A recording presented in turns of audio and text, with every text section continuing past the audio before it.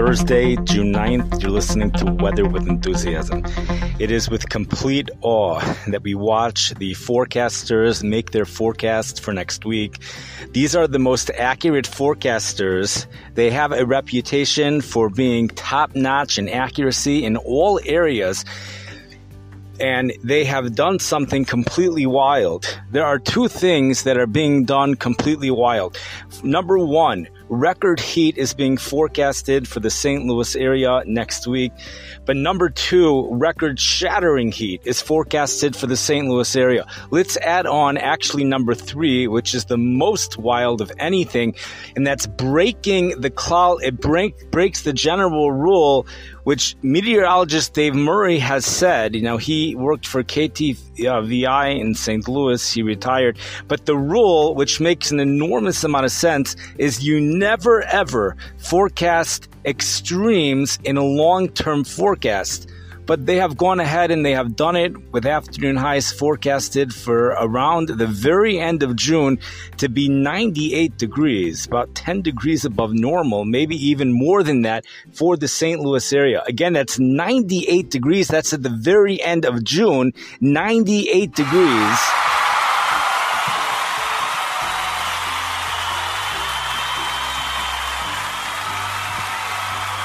Thank you, crowd, for that. But wait till you hear what they're forecasting for next week. Now, I have not mentioned the names of these forecasters.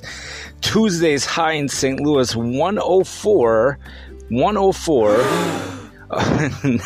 Overland's high, 103.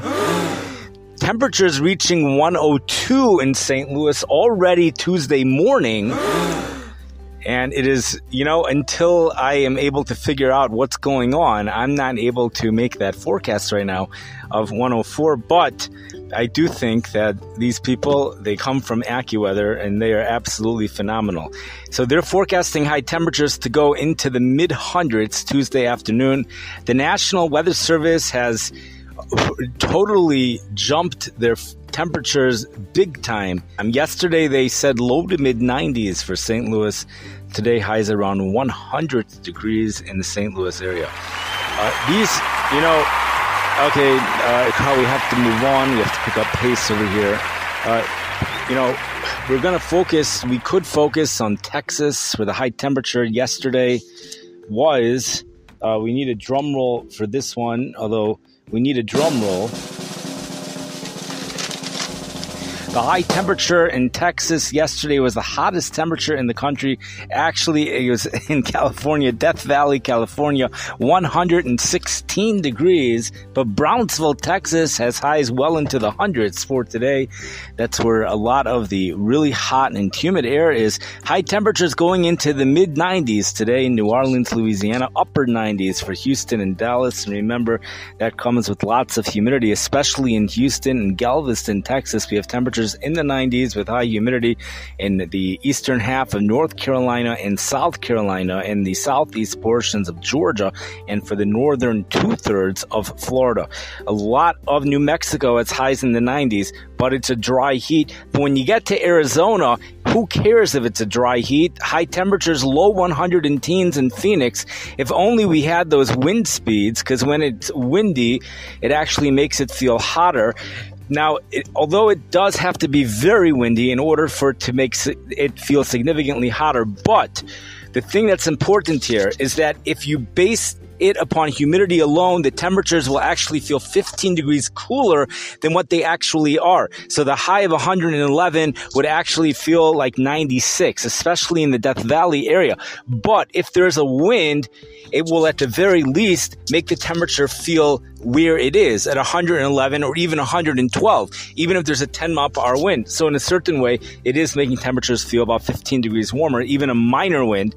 But for the next notch up, you have to get to around 30 miles per hour. But so we do have sizzling temperatures in the desert Southwest. Sizzling temperatures, despite there's no humidity, but it's very hot over there. Temperatures feel just as hot there as they do in Texas, maybe even hotter there as they do in Texas, with heat indices in Texas are most likely about 110 degrees. How could it not? You have winds coming off the Gulf of Mexico. Now, we have this stuff moves into the St. Louis area and it intensifies. Do you hear that? Do you hear what that means? It intensifies. No, not that. It really intensifies. Yes, hooray, because we're big fans of heat. Maybe some people are not such big fans of heat on here, but it's going to intensify. An amplified ridge becomes more amplified as it moves into the Midwest next week. It's going to be hotter in St. Louis than all of this. Hotter in St. Louis than all of this. You look at the European computer model, what I found is that temperatures are going to be, we're looking at approximately heat indices in the low 100 and teens. We have temperatures of 99. You know, the European computer model has upped it big time. The AccuWeather has upped it, forecasting highs of 104 in the St. Louis area, and they lowered the dew points to 68. So I think that's how they pulled it off. Dew point of 74 degrees, according to the European computer model, with temperature of 99 degrees. So what AccuWeather has done, they lowered the dew point by 6 degrees, and they increased the temperature by 5 degrees. So that's doable. The dew point of 68, an afternoon high of 104. Either way, you end up at the same heat index. You end up at the same heat index of the low 100 and teens. Either way you do it, you end up at that heat index. So that's a question. I don't know how you're supposed to know that in the future. How are you supposed to figure that out? I can't figure that out yet. So I have to wait and work on that to figure out whether the high temperature is going to be 104 with dew points in the upper 60s like AccuWeather says, or whether the high will be 99 degrees with a dew point of 75. You know, here's the thing. Ordinarily, one would say a dew point of 75 is outrageous, especially this time of the year. So, of course, it makes sense to lower the dew points and increase the temperature. The question on that, however, is a few weeks ago, in May 11th, we had dew points in the 70s in St. Louis. We had that with temperatures in the mid-90s. We already experienced that this year. So we see this year, so it's very hard to figure that out. We say high temperatures will be somewhere from the mid-90s to the mid-hundreds with dew points somewhere from the upper 60s to the upper 70s. And I'm mentioning upper 70s only because Sunday morning, the GFS model does something totally wild, points out the National Weather Service in St. Louis. They have dew points just plopping into the upper 70s out of nowhere, totally out of the blue. Now, even if that's not accurate, but this stuff is coming from somewhere. So, these high dew points in the mid-70s, if we get high dew points in the mid-70s, the temperatures are very unlikely going to hit 104. With that being said, it has happened before. But AccuWeather's approach, I believe, is to lower the dew points and to increase those temperatures. Either way, we're breaking a record. The previous record was 97 degrees. Sizzling heat for Chicago, Illinois, high temperatures mid-90s. That includes the lake. I know the National Weather Service has a little bit of a doubt in regards to how far north that front is going to come. Who are we to argue on them? But plenty people do. Temperatures mid-90s Tuesday afternoon. We're going to leave it at Tuesday. In St. Louis, you could continue 90s, 90s, 90s, 10 days, 14 days, 15 days. Maybe you'll have a day of 89 here and there because of thunderstorm, but it's hot and humid. The Chicago area, we better leave off on Tuesday because the GFS model and the European computer model do not agree on what's going to be happening with that front on Wednesday. With that being said, meteorologist Tom Skilling is forecasting highs going back into the low to mid 90s. Wednesday afternoon, highs from 90 to 95 degrees with heat indices approaching 100 degrees, but the winds, he's expecting them to shift northwest during the afternoon, and the above normal weather patterns continuing at least through June 20th. That's when the real heat and humidity hits Tuesday and Wednesday, but it's already going to be very warm on Monday for the Chicago area. And, you could already see the heat on the weather map. You could see the heat already in St. Louis, perhaps on Sunday, and it's just hot. Even South Bend, Indiana. Now, what's interesting over here is the East Coast is not getting it. They're not getting this heat, period. They're not getting it. You can search for it. It's not moving there. Day after day after day, it's not moving there. So unless there's a dramatic change in the forecast, the heat is not moving there. This is similar to what happened May 11th.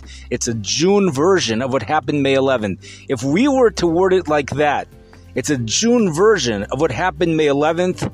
You have a high in St. Louis hit 94 with a dew point in the low to mid 70s.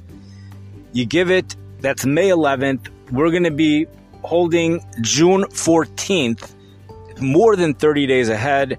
Temperatures tend to go up about 8 degrees. AccuWeather's high of 104 certainly has legs to stand on, but it does sound a little hot to me. I would say no higher than 102, but AccuWeather just does such a good job. So, and that's for the airport, the surrounding area. They're really putting a high. You know, if we were under a drought, 104 could make sense. How do we get to 104 with high humidity? Even if the dew points are only in the upper 60s, that's still very humid. Somehow, we're going to have to see what's going to happen, and someone's going to have to give an explanation. You don't need an explanation for 90s with humidity in June, but for low hundreds, you need an 104. That 104 is not a normal temperature in St. Louis. They rarely hit 104 in St. Louis. 102 is a yearly thing that happens in July, not in June. 104 happens during years of drought, 1988. Years of drought. Things higher than that also happen in years of drought, but they're rare. So we'll have to wait and see what's going on over here. The rest of the forecast sounds reasonable. Mid-90s in Chicago, that's reasonable. It's the 104 in St. Louis, which is really, I don't know where it's coming from, and it'll be interesting to see whether it's accurate or not. That'll be interesting to see. I can only say it in their name right now. Thank you for listening. I wish everybody a wonderful day.